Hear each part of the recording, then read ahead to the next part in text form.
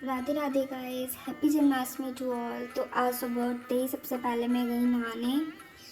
तो आज था मेरे लड्डू गोपाल की प्राण प्रतिष्ठा का लास्ट डे।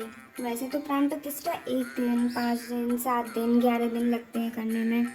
मैंने मेरे लड्डू गोपाल की प्राण प्रतिष्ठा 5 दिन में की थी। मैंने उनको अच्छे से फूलों से ढक दिया और लाल कपड़े से ढक के फिर मैंने की अपने मंदिर की पूजा।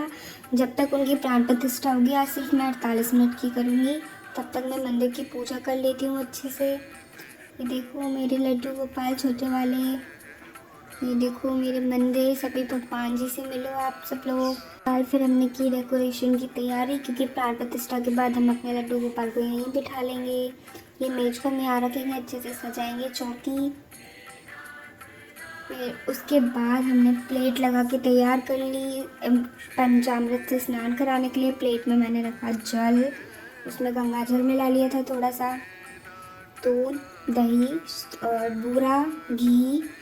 और ये बना रही हूँ मैं सतिया, क्योंकि शुभ काम करने से पहले सतिया बनाना ज़रूरी होता है। सतिया बनाने के बाद हम फूलों में से अपने लड्डू गोपाल को बाहर लेकर आएंगे उनका पंचामृत स्नान कराने के लिए।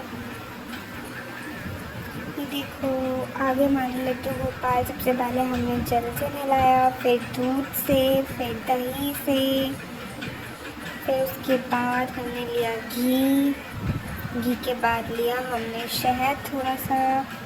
फिर उसके बाद हम बूरा चढ़ाएंगे। फिर बूरे से अच्छे से स्क्रब करेंगे हम भगवान जी की बॉडी को, क्योंकि जो शहद, दही, घी चढ़ाते हैं उस पर रह ना जाए। थोड़ा ऑयली नेचर होता है ना इन सबका, इसीलिए तो पूरे से अच्छे से स्क्रब हो जाता है, अच्छे से साफ़ हो जाते हैं इससे हमारे भगवान जी, इसीलिए हम बूरा चढ़ाते हैं। फिर हम शीशे में सबसे पहले भगवान जी को ही दिखाएंगे शीशे में सबसे पहले। फिर उसके बाद हम करेंगे अच्छे से चंदन का लेप। श्री कृष्ण को वैसे भी चंदन सबसे फेवरेट है, तो चंदन का लेप करके अच्छे से जल से हम उनको साफ़ कर लेंगे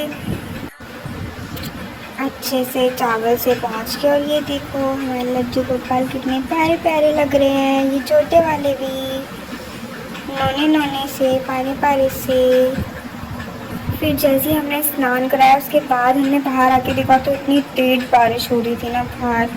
भाई सच में आज मौसम बहुत अच्छा हो रहा था। फिर पूजा करने के बाद आराम किया। उसके बाद मम्मी ने बनाई भगवान जी की फेवरेट कतली, यम्मी यम्मी। फिर उसके बाद शाम में हम निकल गए थे मंदिर पे। वहाँ पे देखो कितना प्यारा डेकोरेशन हुआ था। इस मंदिर पे हर साल ही इतना प्यारा डेकोरेशन होता है। ये कान्हा जी का ही मंदिर है मेरे घर के पास में। फिर घर पे आके हमने की सब खाने वाने की तैयारी। फिर रात को 12 बजे निकला चाँद। ये देखो मम्मी चाँद को ढूंढ रही है किधर है किधर है। फिर चाँद निकलने के बाद हमने अर्घ देके कराया छोटे वाले लड्डू गोपाल को स्नान। फिर उसके बाद हमने कराया बड़े वाले लड्डू गोपाल को पहले पंचामृत से, फिर जल से स्नान।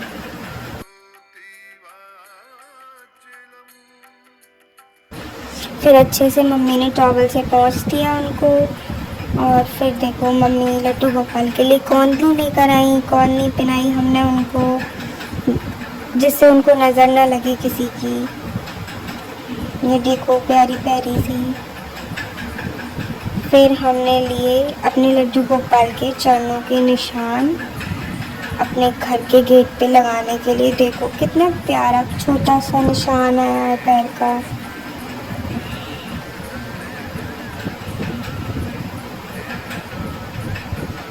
फिर हमने सबसे पहले छोटे वाले लड्डू गोपाल को झूला झुलाया। हमारे लड्डू गोपाल को झूला झूलना सबसे ज़्यादा पसंद है। उनको जितनी देर हो सके उतनी देर आप झूला झुला सकते हैं।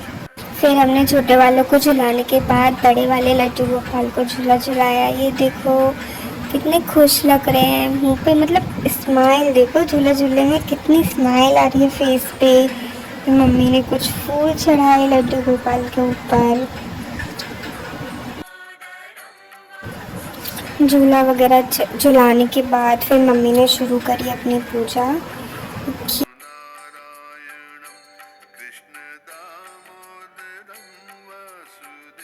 और फिर हम सब ने अच्छे से मन से आरती करी अपने भगवान जी की, दोनों लड्डू गोपाल छोटे और बड़े वालों की।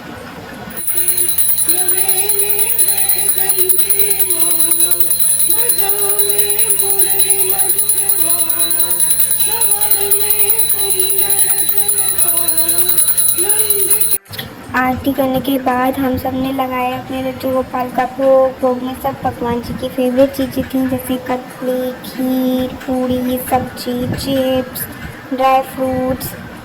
और देखो आप सब लोग, मैं आपको दिखाती हूँ, ये सब था हमारे लड्डू गोपाल के भोग में जन्माष्टमी के। Thank you for watching guys. Please do like, comment and subscribe my channel.